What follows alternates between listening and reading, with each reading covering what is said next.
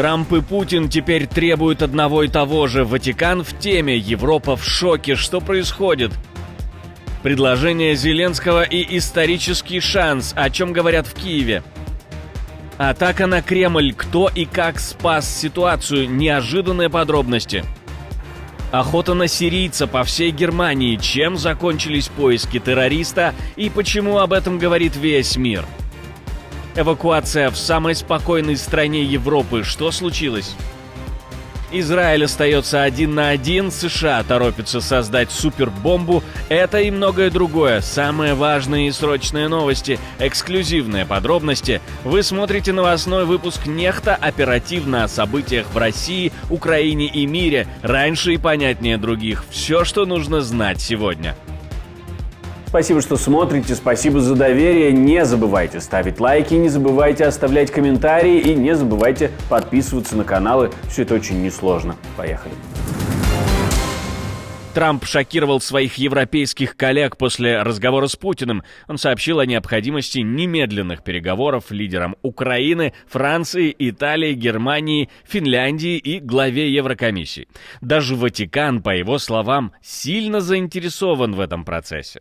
Лидеры были потрясены описанием президента США того, о чем было договорено. Они добавили, что было очевидно, что Трамп не готов оказывать больше давления на Путина, чтобы он серьезно сел за стол переговоров. Еще Трамп говорит, что Россия и Украина готовы немедленно начать переговоры о прекращении войны. Условия мира, как отметил американский лидер, будут согласовываться напрямую между сторонами, без внешнего давления, и если все пойдет не по плану, то всю войну он оставит на Европу. Я хочу поблагодарить Меланию за ее лидерство в этом очень важном вопросе. Это удивительный вопрос. Америка счастлива иметь такую преданную и сострадательную первую леди. Я скажу вам, она очень предана. На самом деле, если вы послушаете, что только что сказал Путин, они очень уважают вашу жену. Я спросил, а как же я? Нет, они уважают вас, они больше любят Меланию. Это было нехорошо. Я не знаю, было ли это хорошо, я не против, я в порядке. А вот дальше неожиданный поворот. Трамп говорит, что Россия хочет масштабной торговли с США, и он эту идею полностью поддерживает. По его словам, это даст России колоссальный потенциал роста, а Украина сможет стать бенефициаром восстановления за счет новых экономических связей. Но в Украине пока на это смотрят с опаской и осторожностью. Я попросив його перед його розмовою з Путіним не приймати рішень про Україну без нас, і для нас це принципові речі и дуже важливі. Кроме того, президент США перед звонком решил спросить у Зеленского, о чем ему говорить с Кремлем. Ответ украинского президента был конкретным: добейся 30-дневного перемирия. Но на этом все не закончилось. Зеленский пошел ва-банк, он предложил Трампу не просто стать переговорщиком, а модератором исторического саммита между Украиной и Россией, свидетелем договоренности и гарантом будущего мира. Об этом пишет The Wall Street Journal со ссылкой на свои источники. О феномене миротворца и о реакции Трампа и Путина на разговор спросили у Ивана Яковины. Трамп, я думаю, действительно поплыл. Он не смог добиться того, чего хотел, именно безусловного немедленного прекращения огня. Путин раскрутил его на продолжать договариваться о договоренностях, какой-то меморандум непонятный появился.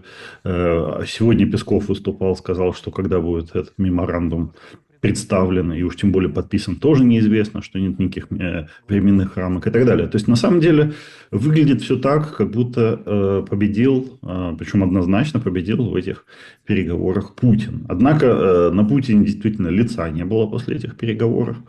Из чего я делаю вывод, что он что-то там услышал не самое хорошее, не самое для себя приятное. Что это могло быть? Я думаю, Путин настаивал на прекращении поставок, любых поставок оружия Украине, потому что это то, что его заботит больше всего. Оружие и разведывательные данные. Судя по всему, он ни того, ни другого добиться не сумел. В Киеве это уже называют потенциально историческим моментом. Теперь вопрос в том, готов ли Путин выйти на такой саммит и сможет ли Трамп сыграть роль человека, который положит конец войне. Как думаете вы? Пишите свои мысли обязательно в комментарии под этим видео. Новое сверхмощное вооружение от американских ученых. Прорыв в мире ядерного оружия. Они почему-то торопятся настолько, что даже закончили с этой бомбой раньше срока на целый год. США завершили разработку новой ядерной бомбы Б-6113. Это модернизированная версия Б-6112, но с увеличенной мощностью и сохранением всех ключевых технологий. Система точного наведения, многоуровневая защита и возможность доставки на большие дистанции. Новую бомбу разрабатывали для уничтожения особо защищенных объектов, глубоких бункеров, подземных штабов и укрепленных командных центров. Платформой для новой супербомбы станут стратегические бомбардировщики-невидимки, действующие Б-2 Spirit и перспективные Б-21 Райдер, которые только начинают поступать на вооружение. Одной рукой Вашингтон пытается проложить дорогу к миру, а другой готовится этот мир охранять. Надеюсь, так. А как думаете вы? В комментарии напишите свое мнение. Наша команда существует благодаря вам. Поддержите ее, чтобы мы могли продолжать нашу работу. США могут отвернуться от своих старых друзей и чуть ли не главных партнеров. Администрация Дональда Трампа недвусмысленно предупредила Израиль. Если война в секторе Газа не будет остановлена, США прекратят военную и экономическую поддержку. Об этом пишет The Washington Post со ссылкой на источники в окружении президента. Люди Трампа дают Израилю понять: мы покинем вас, если вы не прекратите эту войну. Политически, как и в прошлом, у Нетаньяху есть способ сделать это, имея большинство в Кнессете и в Израиле, но у него нет политической воли. Тем временем Израиль только усиливает наступление, мобилизует десятки тысяч резервистов и наращивает удары по Газе. В ответ на международный прессинг Беньямин Нетаньяху, премьер-министр страны, пообещал открыть новый механизм доставки гуманитарной помощи, согласованный с США, но обвиняет Хамас в создании искусственного гуманитарного кризиса в секторе. Сейчас продолжается активная фаза операции «Колесница Гедеона», официально направленной на освобождение заложников и уничтожение Хамас. По данным Reuters, только за последние дни десятки человек стали жертвами израильских атак. Российские спецслужбы доблестно предотвратили теракт у Кремля и Красной площади в канун 9 мая. Об этом заявил помощник Путина Юрий Ушаков. По его словам, готовилась атака, которую удалось пресечь буквально за считанные дни до Парада Победы. Сами организовали, сами и предотвратили. Путин, конечно, не случайно упомянул об этом Трампу, поскольку украинцы напрямую угрожали зарубежным участникам праздничных мероприятий, пытались. И наш президент публично об этом говорил: запугать зарубежных лидеров и не допустить их приезда в Москву. Как утверждает Ушаков, Владимир Путин во время телефонного разговора с Дональдом Трампом подробно рассказал о массированной атаке дронов и ракет Storm Shadow и Scalp, которую Россия приписывает Украине. Ночью 7 мая, по его словам, в сторону России было запущено более 5 сотен беспилотников и ракет. Текст этой жалобы Путину, скорее всего, писал сам генерал Коношенков, у которого есть опыт уничтожения хаймарсов пачками и западных ракет. В Германии поймали подозреваемого в кровавой резне в баре. 35-летнего сирийца задержали после двухдневной охоты на него. В городке Хейлигенхаус под Дюссельдорфом полиция задержала подозреваемого в нападении с ножом на посетителей бара в Билефельде. Сейчас его допрашивают. Полиция проверяет, мог ли мотив быть исламистским.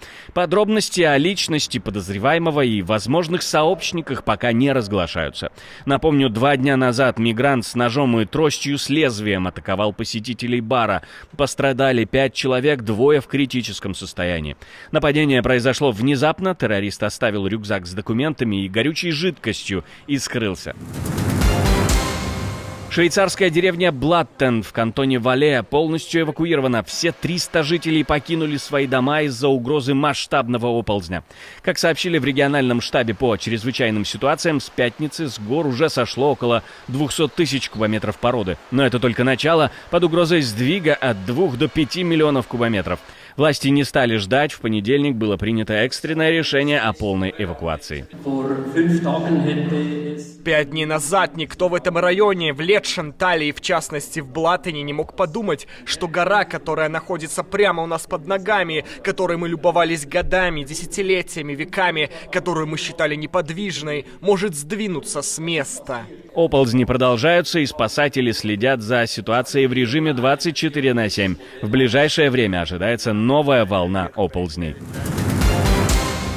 Испанию коротит. Пиренейский полуостров снова в центре энергетического вихря. Могли бы поскандалить, но интернета нет.